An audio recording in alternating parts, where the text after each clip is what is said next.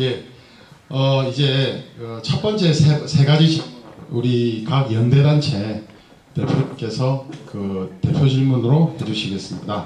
그리고 네 번째 질문부터는 2부 코너 진행을 맡은 우리 트루스 방송의 강수현 이사님께서 총리님께 질문을 대신해서 해주시겠습니다. 첫 번째 질문 그러면 들어보도록 하겠습니다. 첫 번째 질문은 우리 새마을 청년 천막 강사 새청사 이지연님께서 총리님께 질문을 해주시겠습니다. 자 일어나셔서 질문을 좀 해주십시오.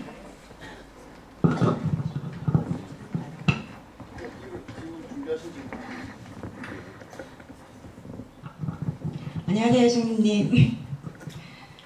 총리님께 궁금한 게 있는데요. 총리님 지금 대한민국 청년들이 많이 힘듭니다. 사실 진짜로 많이 힘듭니다. 여러 가지로 정부의 정책 때문에 힘들고 취업 걱정이 힘들고 국가 안보 때문에 불안해서 또 걱정이 많습니다. 우리 청년들이 앞으로 어떻게 이 난국을 헤쳐나가야 하는지 멘토로서 희망을 주는 메시지 부탁드리겠습니다. 네, 정말 그런 질문을 안 해도 되는 사회가 돼야 되는데 이런 질문이 여기저기서 이렇게 많이 나오는 점에 대해서 정말 저도 안타깝게 생각을 합니다. 청년들이 어떻게 해야 되는가 하는 이야기를 하기 전에 우리 기성세대가 잘해야 되겠다 이렇게 생각을 하고 저도 잘하기 위해서 더 노력을 하겠습니다. 오늘도 저는 5시간 10분 자고 일어났어요. 할 일이 너무 많아요. 또 고쳐야 될 것도 많고 저부터 그렇게 노력을 하도록 그렇게 하겠습니다. 그럼에도 불구하고 또 청년들이 참 어려워하는데 청년들의 어려움들 잘 알고 있습니다. 청년들도 해야 될 일들을 해야 된다고 생각합니다. 그 중에 가장 중요한 것이 아까 제가 말한 비전 이야기인데 이것이 우리 청년들이 미래를 어떻게 살아갈 것인가에 대한 출발점이 되기 때문에 제가 자꾸 비전에 대해서 이야기를 하는 것입니다. 비전을 가지고 좀 미래를 향해서 힘차게 달려가는 그런 청년이 되어줬으면 좋겠다. 그러면 많은 문제가 해결될 겁니다. 아까 제가 일자리 문제, 청년 실업 문제에 대해서도 무엇을 할 것이냐로 보면 기회가 많다. 무엇이 될 것이냐. 대기업 가는 거 힘들죠. 공무원 되는 거 힘들죠.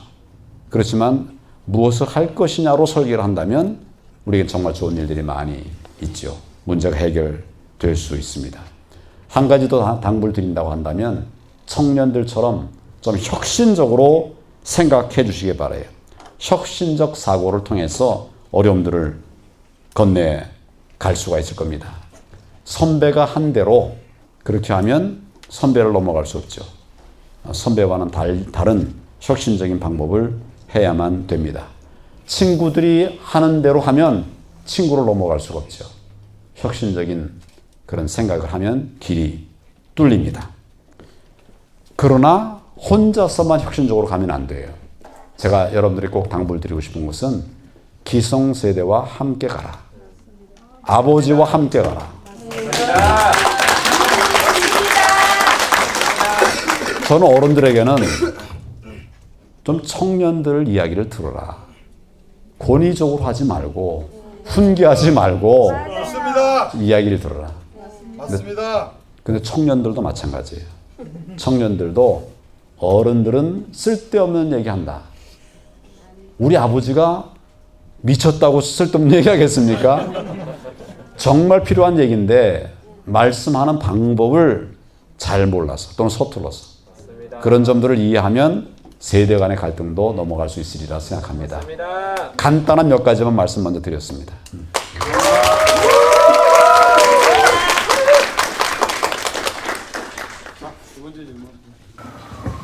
네, 총리 만나게 되어서 영광입니다. 질문 드리겠습니다. 최근 우리 사회에서는 세대 간 갈등, 지역 갈등, 계층 간의 갈등 등 서로 잘 화합하지 못하고 있다는 생각이 듭니다. 이러한 갈등과 반목을 완화시키기 위해 어떤 방법이나 시도가 효과적일 거라 생각하시는지 궁금합니다. 저거는 온 인류가 같이 고민하는 문제입니다. 어떻게 하면 세대 간의 갈등이, 지금 이제 우리 세대 간의 갈등이 우리나라에만 문제가 아니고 세계 각국이 다 그걸로 고민하고 힘들어하고 있어요. 저는 즉답보다는 여러분들이 좀 생각할 수 있는 그런 말씀으로 답을 좀 대신하려고 합니다.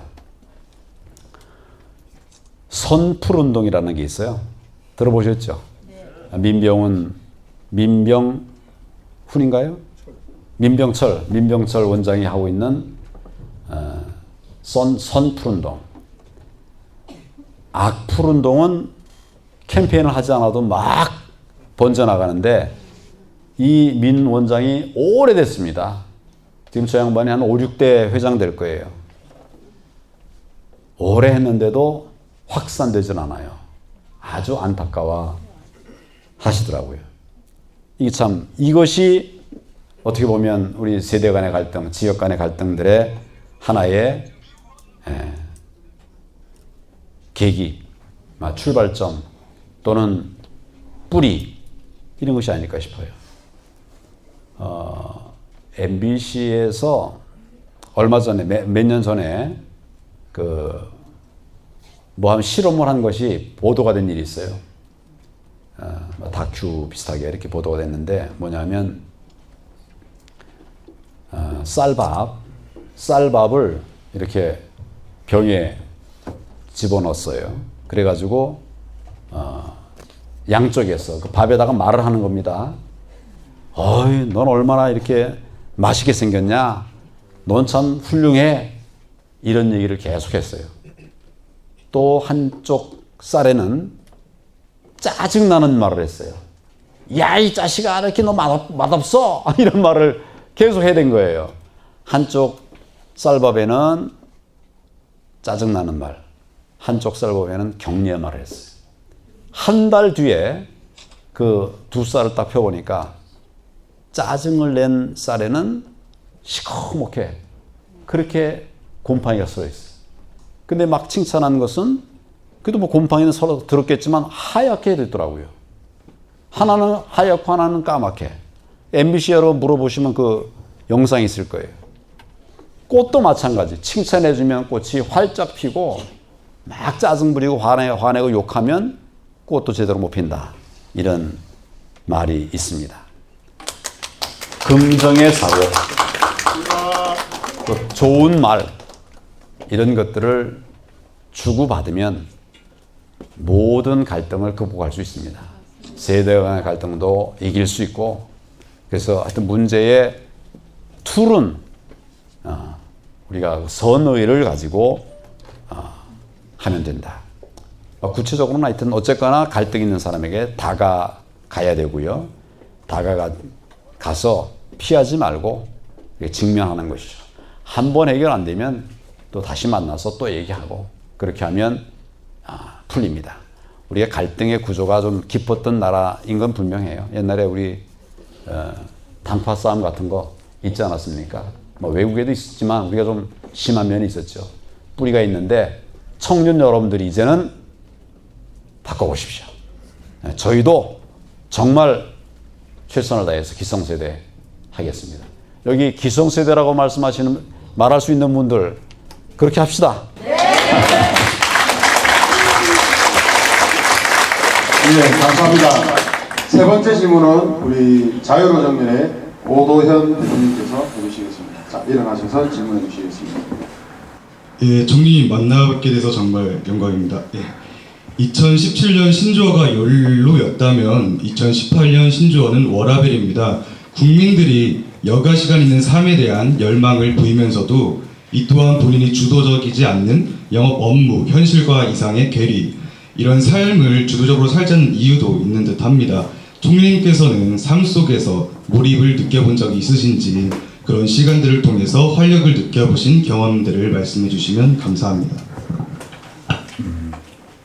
저도 제 또래 사람들 중에서 제일 바쁘게 일하고 다른 여가를 전혀 생각하지 못했던 그런 사람입니다. 제가 28에 결혼을 했어요. 우리 아내가 대학 졸업을 앞둔 그 시점에서 결혼을 했습니다. 2월 말에 졸업을 하는데 2월 11일 날 결혼을 했어요. 왜 2월 11일 날 했느냐? 월말 되기 전에, 분기 말 되기 전에. 왜? 그때는 일할 게 많으니까. 조금 덜한 것이 그래도 중간이다. 분기 중에는 2월 중에도 중간. 그래서 11일로 정한 거예요. 뭐 청년들이 이렇게 막 좋은 날 택해가지고 한 게 아니라 일을 기준으로 그렇게 한 거예요. 그래서 우리 아내가 이제 결혼한 뒤에 한 2주 뒤에 졸업을 했는데 제가 갔겠습니까? 안 갔겠습니까? 지금 여러분들 같으면 상상도 못하죠? 안 갔어요. 안 간 게 아니라 못 갔습니다. 일하려고. 애를 낳습니다, 우리 애. 그 병원에 언제 갔을까요, 제가? 요즘 우리 아들, 딸들 보니까 출산한다고 그러면 며칠 전에 연관해가지고 미래가 딱 가 있더라고. 나는 애 낳을 때는 먼 곳에 있었고, 애 낳은 다음에도 주말까지 기다린 다음에 일 다 하고 나서 일요일 날 올라가서 우리 애를 봤어요. 옛날에는 그렇게 일에 정말 빠져가지고 행복하지 못하게 살았습니다. 옛날에는 그게 당연한 거다 이런 생각을 했었는데 제가 지금도 그렇게 산다는 게 아닙니다. 지금 완전히 바뀌었어요. 저도 과거에 일에 묻혀서 살았습니다. 많이 바빴습니다. 그러나 그런 상황 속에서도 가족 간의 관계, 또 친구들 간의 관계, 또 내 어떤 자기 개발을 위한 이런 것들을 노력을 안 할 수가 없죠. 계속 노력을 했는데 제가 사용한 팁은 조각 시간입니다. 조각 시간. 그러니까 조각 시간들을 최대한 잘 활용을 하자. 그냥 이렇게 허비하는 시간이 아니라 조각 시간들이 재미있고 또 내가 흥나게 하는 이런 시간으로 그래 되게 해보자. 그 제가 여러분들 뭐 생각은 어떤지 몰라도 학생 중학교 다닐 때까지는 제가 문학소년이었어요. 왜 웃으세요? 그 내가 그 학원이라고 옛날에 큰 잡지사가 있었는데 거기에 응모해가지고 그 큰 상도 받았어요. 조각 시간들에 제가 시를 보면서 시를 쓰고 이렇게 이제 했다는 것이죠. 제가 악기를 여러 개를 할 줄 압니다. 할 줄은 아는데 잘은 못해요. 색소폰도 좀 합니다. 다 조각 시간들을 이용해서 한 거예요. 틈틈이. 예. 그러니까 힘들고 어려울 때도 어떻게 하면 재미있게 살 것인가. 율로라고 하는 걸 어떻게 내가 실현해 볼 것인가. 활용할 수 있는 길들을 찾아보면 또 있어요. 조각 시간. 다른 사람과 함께하는 이런 기회들 만들어가는 거. 이런 것들을 좀 같이 생각해가고. 요즘은 이제 제가 이렇게 한강공원에 밤에 나가보면 맨 처음 깜짝 놀랐어요. 젊은이들이 한 20명이 막 달려와요, 저한테. 그래서 이 저놈들이 혹시 또 통진당 애들 아니야? 막 뛰어오는 거예요. 근데 나한테 오는 게 아니라 내 옆으로 스쳐가는 거예요. 그 밤에 모여서 뛰는데 친구들이 아니야. 친구들이 아닌데 이렇게 인터넷으로 약속을 해가지고 몇 시 어디에 모여라 그러면 다 먹고 다 하고 와서 뛰는 거예요. 건강도 재미있게 하더라고요. 나도 그런 거 좀 배워서 좀 하려고 그래요. 여러분도 한번 뜻 있으면 한번 한강공원에 밤 9시 반에 만나서 그러더라고요. 그래서 밤늦게 그렇게 바쁘고 힘들어도 좀 우리가 사이사이 틈을 좀 내서 인생이 정말 행복할 수 있도록, 가족들이 행복할 수 있도록, 주변이 행복할 수 있도록 하는 것은 우리들의 어떻게 보면 사명이다. 저는 그렇게 생각합니다. 예, 감사합니다. 우리 청년단체 세 분의 대표님께서 세 질문을 받았습니다. 이제 네 번째 질문부터 진행을 맡아주실 강수영 이사님께 마이크를 넘기도록 하겠습니다. 강수영 이사님께 큰 박수 부탁드리겠습니다. 안녕하십니까. 청년 멘토링 토크파티 사회 2부를 맡은 철수단체의 강수연이라고 합니다. 강수연! 네, 제가 알겠습니다. 오늘 저희 황교안 총리님과 함께 이런 기회를 갖게 해주셔서 무한한 영광으로 생각합니다. 자, 그러면 이용원 대표님의 마이크를 받아서 제가 2부 진행을 하도록 하겠습니다. 준비되셨습니까? 아, 네. 네, 첫 번째 질문입니다. 지금까지 살아오시면서 가장 힘든 때가 있으셨다면 언제인지, 또 어떻게 그때를 극복하셨는지 궁금합니다. 뭐 여러분 너무 잘 아시지 않습니까? 제가 대통령 권한 대행을 하게 됐습니다. 뭐 잘 없는 일이죠. 우리 건국 이후에 두어 번 정도밖에 없었던 일은 두 번째 일이죠. 두 번째 일인데 참 힘들었습니다. 어려웠습니다. 또 정말 사면초와 같은 그런 상황에서 지내게 돼서 정말 제가 공직생활 하면서도 어려운 때가 많이 있었지만 힘든 그런 때였었습니다. 나만 힘들면 뭐 되는 게 아니라 힘든데 나라가 무너져서는 또 안 되니까 챙겨 나가야 되는 게 큰 부담감이었기 때문에 정말 힘들었습니다. 헤쳐나간 방법은 제가 혼자 갔으면 못했을 거예요. 근데 여러분 뭐 잘 모르시겠지만 국무위원들 또 장차관들이 똘똘 뭉쳤습니다. 이때 권한대행 시절에 정부 안에서 뭐 좀 갈등이 있었다든지 잡음이 있었다든지 그런 거 들어보셨습니까? 네. 돌아보면 지금 생각해보면 그렇죠. 정말 힘든 때인데 아무도 이탈하는 사람 없이 꾀부리는 사람 없이 한 마음으로 쫙 이렇게 했기 때문에 그 5개월 동안의 권한대행 시절이 아무 사고 없이 그렇게 지낼 수가 있었다고 생각하고 정부가 그렇게 하니까 민간에서도 많이 협조를 해주더라고요. 그래서 전에 안 하던 것들도 같이 해주고 이렇게 했었습니다. 기본적으로 우리가 같이 일을 했는데 우리들의 입장은 저를 포함해서 우리들의 입장은 어려움을 피하지 말고 직면하자. 그때 인사를 했더니 인사를 이제 권한 대행이 할 수 있느냐 없느냐 하는 이런 여러 가지 얘기가 있었지만 그러나 국정을 원활하게 수행하려고 그러면 필요한 자리는 채워야 될 거 아닙니까? 임기 끝났는데 비워놓고서 그냥 장시간 방치할 수는 없지 않습니까?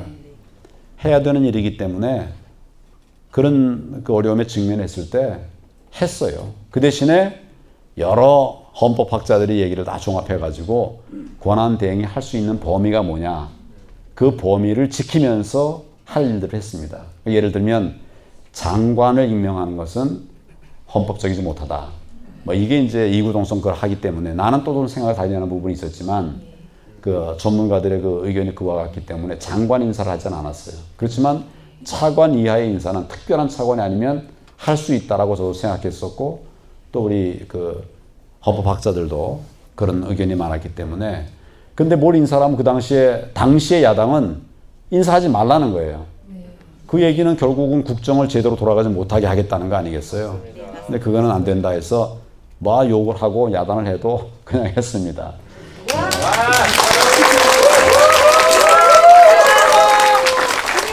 그러니까 어려움에 좀 이렇게 부딪히는 이런 직면이 극복하는 그런 기회가 되었다 이런 생각을 합니다.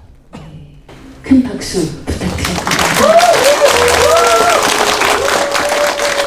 네, 그럼 두 번째 질문 하겠습니다. 국가 지도자가 국가와 국민을 위해 반드시 갖추어야 할 요건이 있다면 무엇이라고 생각하십니까? 모든 그 지도자들에게 다 필요한 것이겠습니다만은 특히 말씀하신 대로 이제 국가 지도자로 국한해서 말한다고 하면 결국은 안목이 중요할 것 같아요. 안목, 넓은 안목, 남들이 보지 못하는 것을 보는 그런 안목이 제일 중요하리라고 생각합니다. 위기인데도 위기인 줄을 모르면 위기라고 말해주는 그런 안목이 필요하고, 또 위기가 아닌데 위기의식을 갖게 되면 지금은 위기가 아니다라고 또 말해줄 수 있는 그런 안목이 굉장히 중요하다. 저는 그렇게 생각을 하고, 덧붙여 말한다고 하면 역시 열정이 또 필요합니다. 아까 제가 몇 가지 얘기를 좀 예로 들었습니다만은 지도자는 열정이 필요합니다. 그런 열정이 없이는 물론 이제 나라를 이끌어가는 것도 가능하지 않겠죠. 리더십에 관한 얘기를 이제 많이 합니다만은 지도자의 리더십은 섬김의 리더십이 되어야 된다. 그렇게 생각을 합니다. 옛날에는 통치자로서 국가 지도자가 군림했다고 한다면 지금은 국민들 속으로 가서 국민들과 함께 국민들을 섬기는 이런 리더십이 이제는 필요하다. 이런 생각을 하고, 또 한 가지 중요한 것은 도덕성. 굉장히 중요하다고 생각합니다. 그리고 좀 다들 바쁘고 힘들어도 지도자는 여유를 가질 필요가 있다. 남들이 급하게 달려갈 때 그 길로 가면 잘못된 것이다. 말해 주려고 하면 여유가 좀 필요하지 않느냐. 이런 것들을 제가 개괄적으로 말씀드렸습니다만은 조금 더 공부를 해보겠습니다.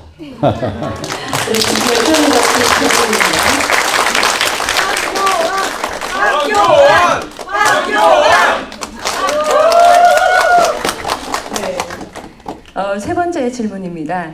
평등을 추구하는 움직임에 따라서 교육 현장에서도 경쟁을 지향하고 결과에 관계없이 모두에게 똑같이 상을 주는 등의 움직임이 일어나고 있습니다.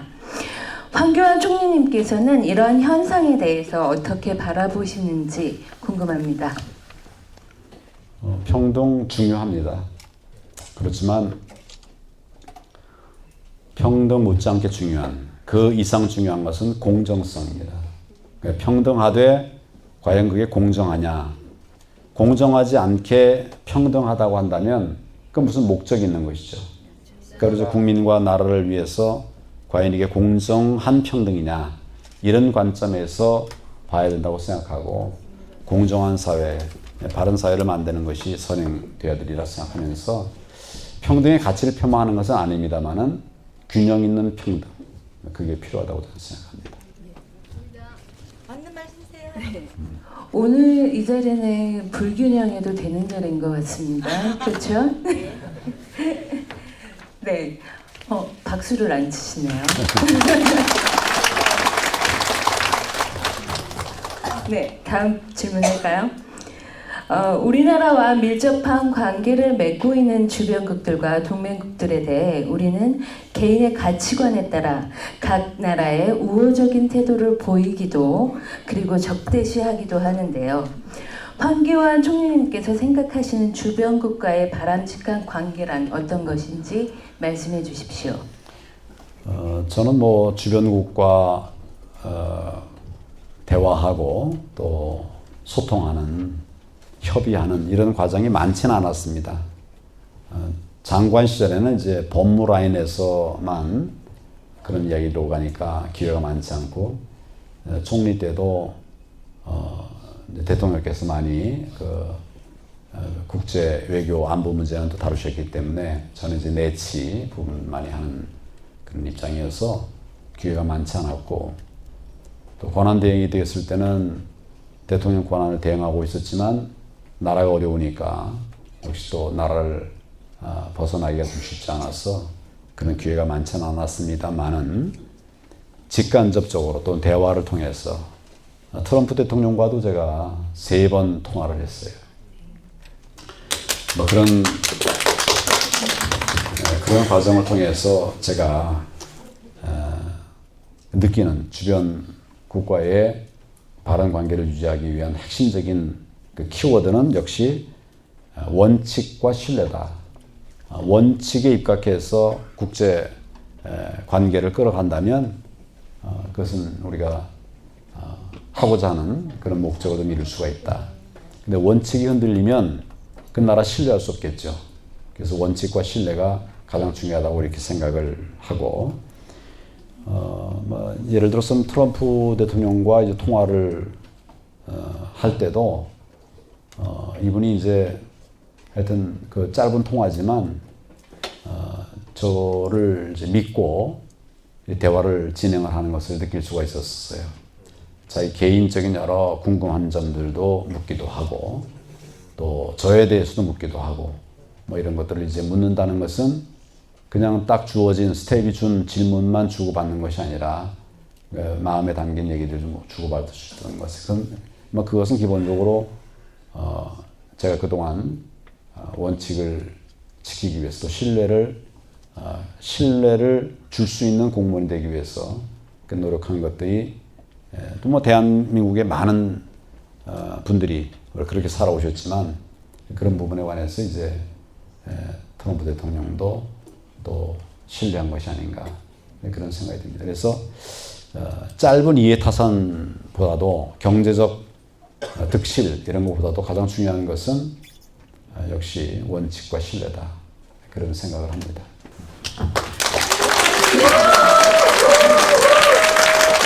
선생님 말씀대로 원칙과 신뢰가 얼마나 중요한지를 깊게 생각해 봐야 하는 시기가 아닌가 싶습니다. 다음 질문입니다. 만리동의 실향민 가정으로 상대적으로 넉넉지 않은 가정에서 태어나신 걸로 알고 있습니다.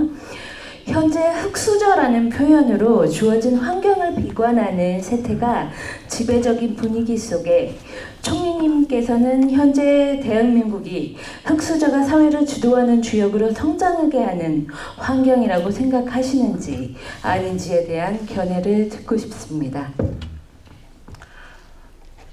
지금 시점으로 말하면 흙수저가 성장하기 위한 그런 환경은 나쁘고 어렵습니다.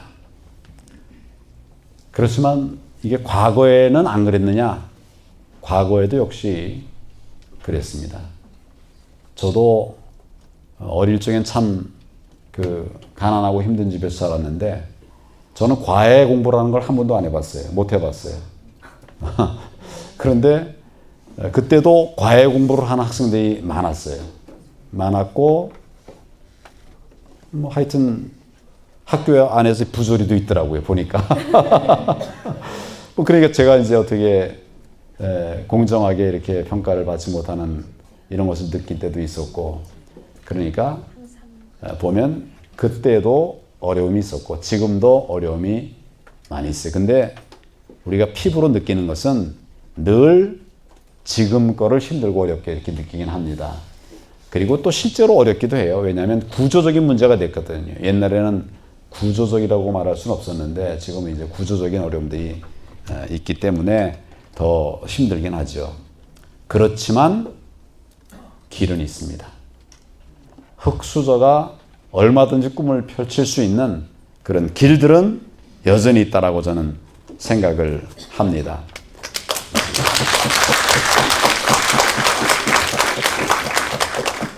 지금도 흙수저 출신들이 정부에도 들어와 있고 또 기업에도 가 있고 학교에도 가 있고 대학에도 가 있고 그런 선례들이 있는 거예요. 그런 분들이 어떻게 극복하고 오늘에 이를 수 있는가 이런 것들을 우리가 좀 공유하는 것이 필요하다 생각합니다. 그러니까 여러분들이 그걸 찾는 것도 하나의 방법이 되겠지만 우리 사회가 그걸 찾아주는 것도 중요한 방법이 될 수 있을 것 같아요. 그 사회가 찾아서 젊은이들이 흙수저라고 생각하는 젊은이들이 쉽게 그 미래를 좀 준비할 수 있는 이런 기회를 만들어 주는 것이 필요하다고 생각합니다. 결국 저는 과거나 지금이나 또 흙수저나 흙수저의 반대말은 뭡니까? 금수저나. 금수저나. 아까 제가 말씀드린 것처럼 비전을 가지고 시간을 가지고 노력을 하면 결국은 그 꿈을 이룰 수가 있다. 이런 생각을 합니다. 또 그런 사회가 될 수 있도록 우리 구성원 모두가 함께 노력을 좀 더 해야 된다. 그런 생각을 해요. 저는 앞으로 이제 노블리스라고 그럽니까? 노블리스들에게 특히 우리가 정말 오블리제 해야 된다. 이런 생각을 하고 그런 사회운동도 좀 하려고 합니다. 뭐 물론 이제 우리 사회 구성원들이 다 그렇게 해야 되겠지만 특별히 이 시대를 이끌어가는 그런 지도자급의 분들이 정말 오블리제의 역할을 좀 다 함으로써 젊은 흑수저들이 오히려 흑수저이기에 행복했다. 저는 가난하니까 과외를 안 했거든요. 얼마나 행복했겠습니까? 정말 그런 역설적인 행복이 우리에게 올 수 있는 그런 사회를 만들어 같이 가자. 그런 생각을 합니다. 여러분들 여기에서 문득 제가 생각이 드는데 지금 젊은 분들이 굉장히 많이 오셨습니다. 본인 스스로 흑수저라고 생각하시는 분들 손 한번 들어주세요. 네, 저도 흑수저라고 생각합니다. 네, 여러분들을 위해 희망이 있습니다. 총리님 말씀대로 희망을 품고 스스로를 향해서 박수 한번 부탁드립니다. 감사합니다. 네, 다음 질문 넘어가겠습니다. 정계에서 권력구조 개편을 위한 개헌 논의가 한창입니다. 그 중에서도 지방 분권은 단연코 화두인데요. 황총리님께서는 지방 분권이 지금보다 강화되어야 한다는 주장에 동의하시는지 동의하지 않으시는지 총리님께서 생각하는 지방 분권은 어떤 방향으로 이루어져야 한다고 보시는지 여쭙고 싶습니다. 지방 분권이 강화되는 것은 꼭 필요한 일이죠.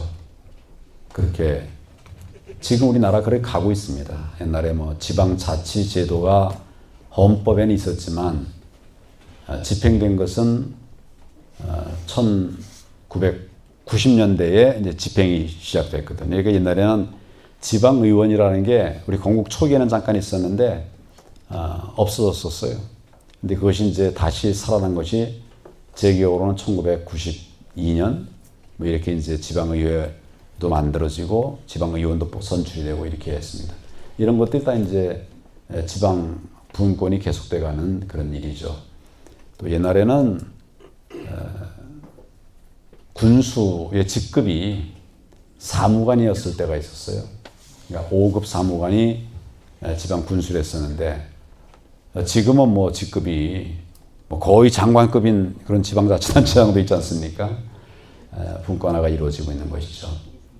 그런데 중요한 것은 이게 지방만 권한이 강화되고 또 상대적으로 중앙이 약해지면 거기에 또 부작용도 있는 겁니다.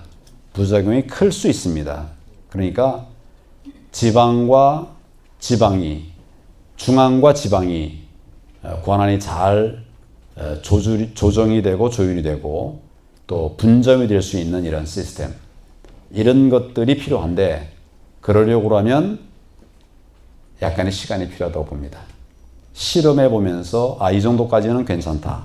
그러면 그 다음 단계로 넘어가고 이 정도도 괜찮다. 그럼 그 다음으로 넘어가야지 지방 분권이 더 강화되면서도 부작용이 생기지 않는 것이죠. 그렇게 하려면 정말 지방 분권은 행정 분권인데 그 목적으로 진행이 돼야 됩니다. 이게 정치적으로 왜곡이 돼가지고 어떤 특정 주장을 뒷받침하는 그런 지방 분권의 강화가 된다면 국가의 미래를 위해서는 바람직하지 못한 이런 측면도 생길 수 있기 때문에 균형 있는 지방 분권, 이것이 필요하다 이런 생각을 합니다.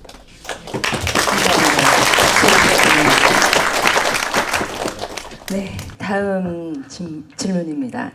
지성과 감성을 전하려면 필히 소통할 수 있는 서로 간의 관계가 형성되어야 합니다. 진전성 있는 관계가 형성되어야 진실도 통할 수 있다고 생각을 합니다. 황교안 총리님께서는 자유 세력 또는 우파가 앞으로 어떤 모습으로 혹은 어떤 방법으로 대중과 소통을 모색해야 한다고 생각하시는지요?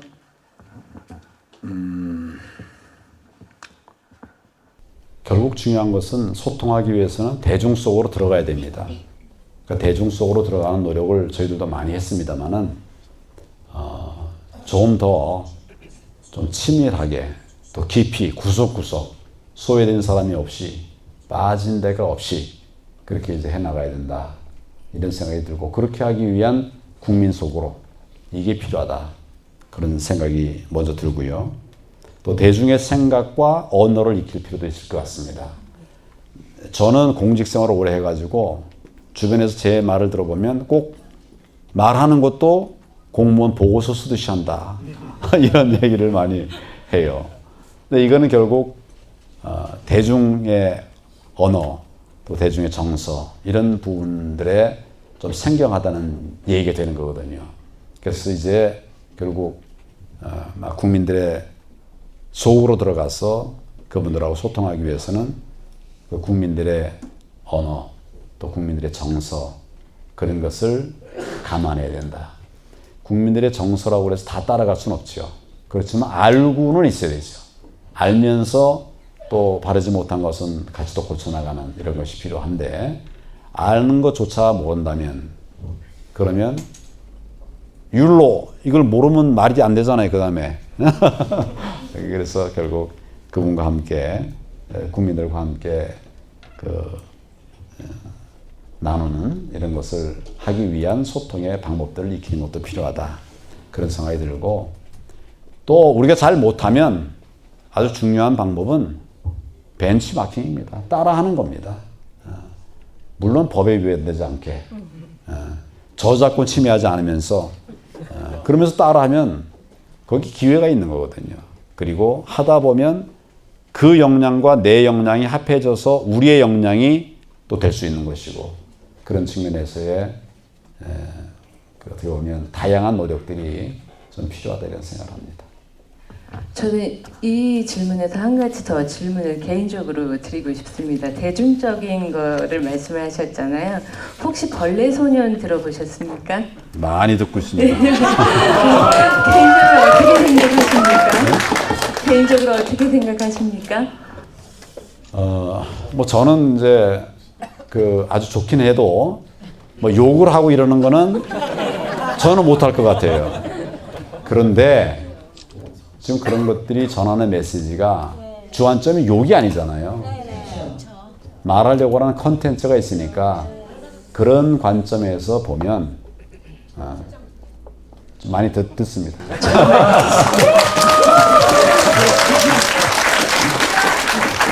이런 의미에서 많이 벌레 소년의 노래를 들어주세요.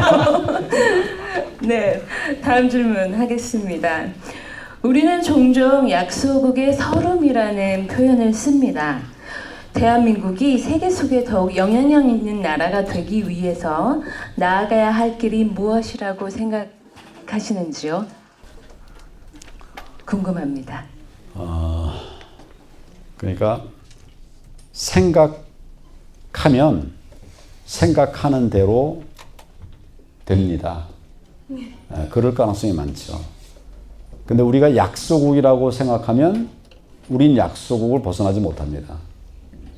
저는 우리가 약소국이라고 하는 생각 또는 말씀하신 대로 약소국의 서름이라고 하는 용어 이런 것들을 먼저 안 써야 된다 이런 생각을 합니다.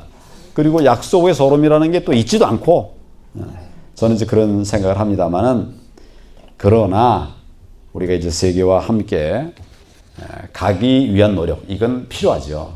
우리 약소국이 아니라 강대국이라 하더라도 세계와 함께 가기 위한 이런 노력 이런 건 꼭 필요하죠.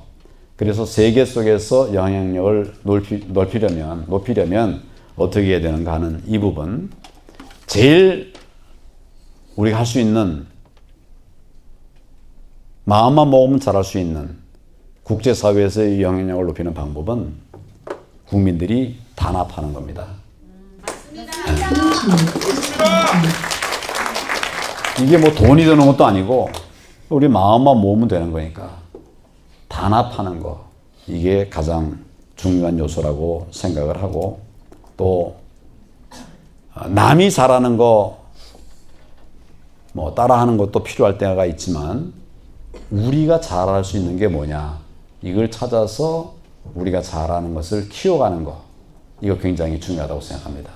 아까 제가 우리나라가 세계 1등인 것들을 쭉 얘기를 했어요. 우리가 잘하는 부분들이죠. 더 잘할 수 있도록 키워가서 다른 나라와 경쟁이 되지 않을 정도가 되면, 그러면 우리가 세계를 향해서 할 말 마음 놓고 할 수 있죠. 그런 나라가 될 수 있죠.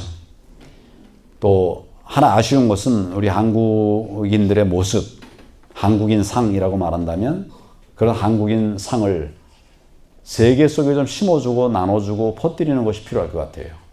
우리나라에 정말 위대한 인물들이 많이 있습니다. 이분들의 이야기도 많이 나눠주고 우리에게 정말 중요한 정책들이 많이 있어요. 남들 해보지 못한 이런 정책들이 있는데 이런 것도 나눠주고, 그래서 세계 속에 한국을 심는 이런 노력들이 좀 병행되면 우리가 영향력 있는 나라가 될 수 있지 않을까, 그런 생각을 합니다. 감사합니다. 너무나도 좋은 말씀을 해주셔서 제가 감동입니다. 이번 질문은 조금 개인적인 질문입니다. 살아오시면서 가장 행복했던 순간과 가장 슬펐던 순간이 있으셨다면 언제 어떤 일이 있었는지 여쭙고 싶습니다. 우리 사회조 선생님께서는 네. 인생에서 가장 행복했던 순간이 언제인가요? 글쎄요. 남편을 만났을 때? 저도 그렇습니다. 제 인생에서 가장 행복했던 순간은 결혼할 때였어요. 제가 사랑하는 아내와 결혼할 때가 가장 기뻤고 행복했고, 지금 벌써 뭐 30몇 년 됐는데 우리는 하여튼 부부싸움을 안 합니다. 좋죠? 비결이 뭔가요? 행복하게 출발을 하니까. 그러니까 이제 제가 주례도 가끔 서는데 주례할 때 주의 주는 거 하나가 뭐냐면 싸우지 말라. 싸움은 버릇이 된다. 한번 싸우면 그 다음에 또 싸우는 게 어렵잖아요. 싸우지 말자. 그리고 만약 싸우면 내가 주례 취소한다. 하여튼 이제 그런 제일 행복했던 순간은 우리 결혼할 때가 제일 행복했고, 가장 슬펐던 순간은 우리 딸을 시집 보낼 때 가장 슬펐어요.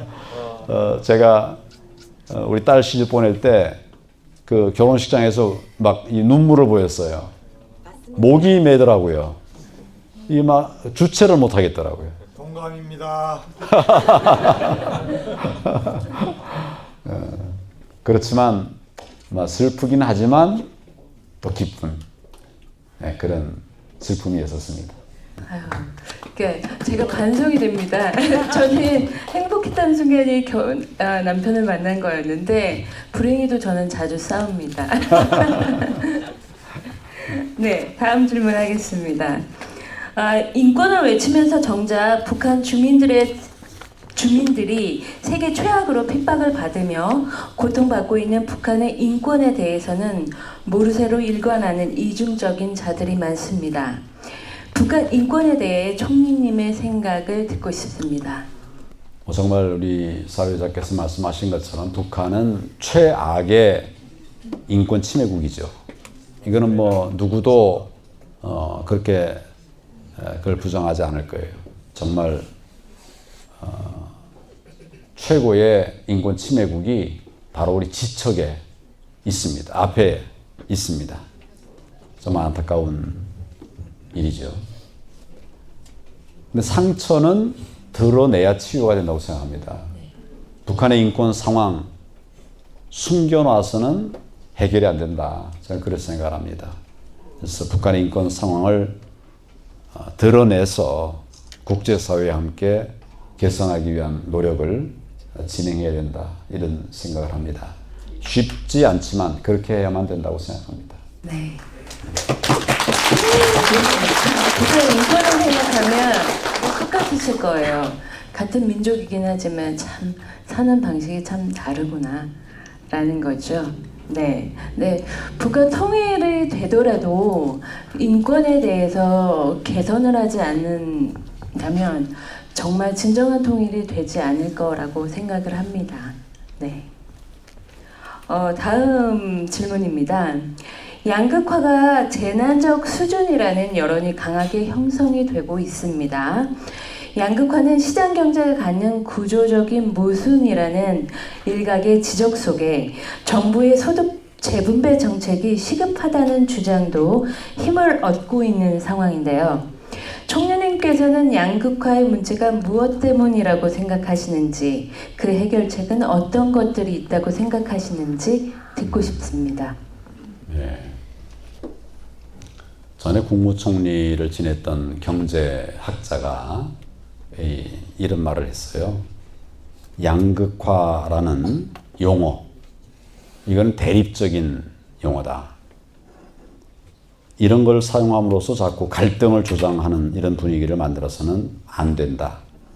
양극화로 볼 것이 아니라 격차의 문제로 봐야 된다. 그러니까 양극으로 나눠 놓고 보면 둘이가 싸워서 한쪽을 무너뜨려야 되거든요.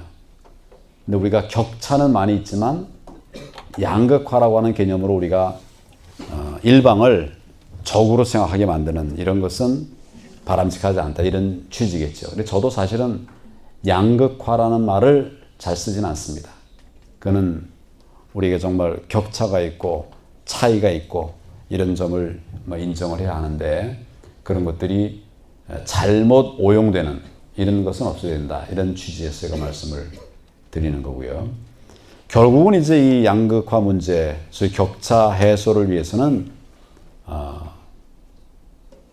여유가 있는 분과 또 어려운 분들이 있으니까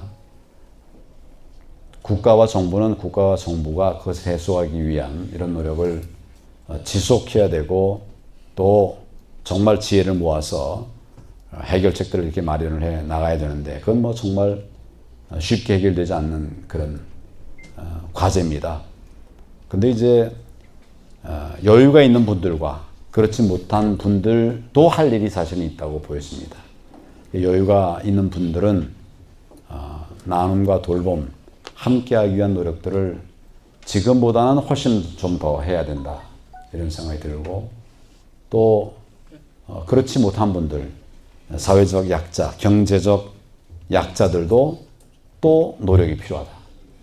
이분들도 같이 노력을 함으로써 우리 사회가 좀 더 관심을 가지고 사회적 약자, 경제적 약자를 돌보기 위한 사람도 투여를 하고 또 재정도 확보해 나갈 수 있도록 동기가 부여될 수 있도록 그렇게 해야 될 필요가 있다.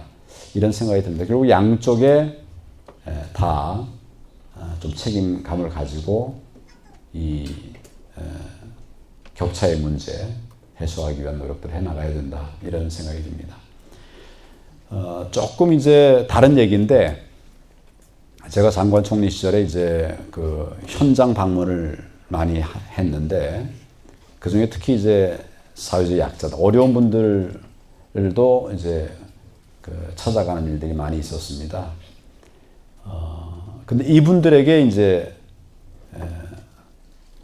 우리가 도와드릴 것이 뭐냐 이렇게 이제 여쭤보면은 그분들은 크게 이런 게 필요하다 그런 바람이 강하지 않더라고요. 대부분 나라가 워낙 잘해주셔서 우리 사회가 발전하니까 여기저기서 도와주는 분들이 많이 계셔서 어렵고 불편한 면이 있지만 그래도 살만합니다. 이런 얘기들을 해요. 어떻게 보면 우리나라에서 가장 어려운 분들이 그런 말을 해요. 그런 분들이 전략적으로 말을 할 수도 있어요. 왜냐하면 거기 복지공무원들이 같이 가니까 내가 좀 안 좋은 얘기하면 나중에 이 사람이 나한테 또 해코지하지 않을까 이런 생각을 하실 수도 있겠죠. 근데 제가 그래서 여러 방법으로 한번 검증을 해봤는데 대체로 그런 생각을 하고 있는 게 맞아요. 거기서 우리가 시사를 받는 부분도 많이 있다. 그런 생각을 합니다. 그런 정도까지만 하겠습니다. 같은 소리가 점점 작아지는 것 같습니다.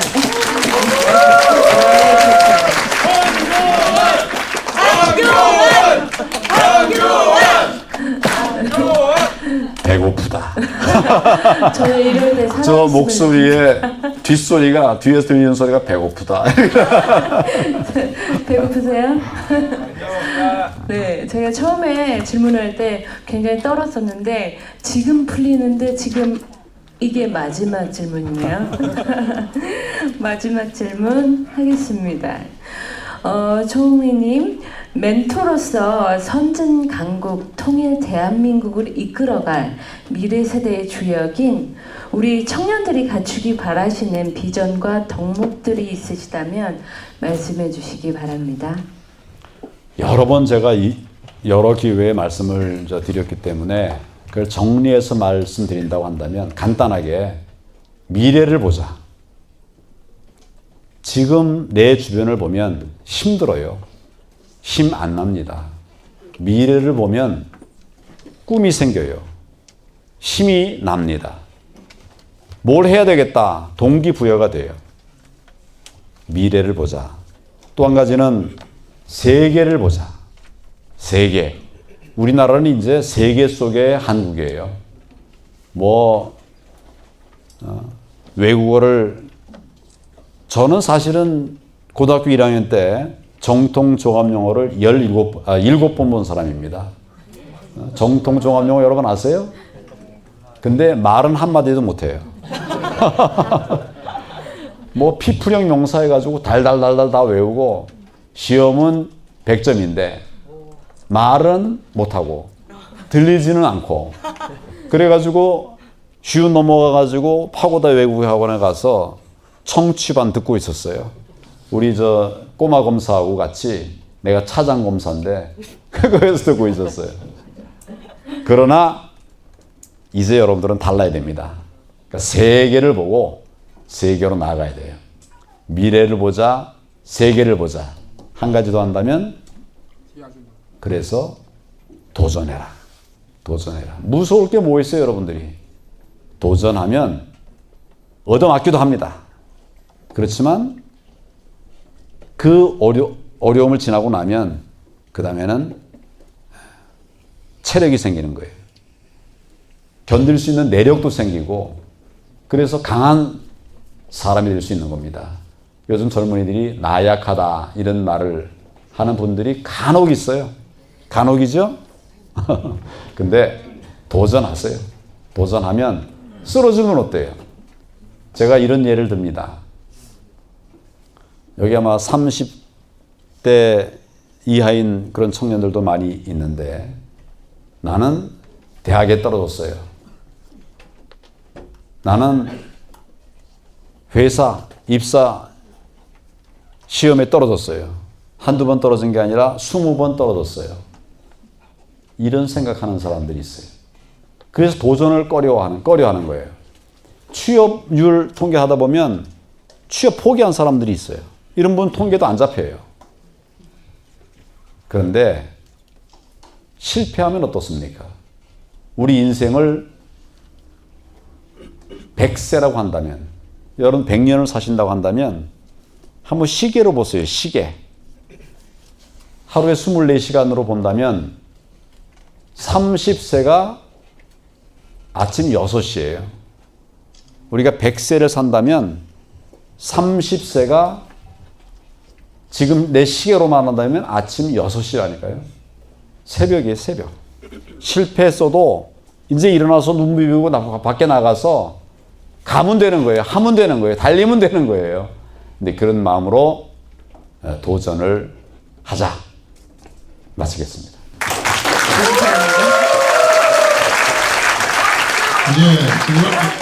방송 할까요? 자, 연호 3회 시작! 강교안! 예, 큰 박수 부탁드리겠습니다. 예, 우리 청년들이 궁금했고 묻고 싶었던 질문들에 대해서 정말 귀여운 답변과 멘트를 주셔서 감사드립니다.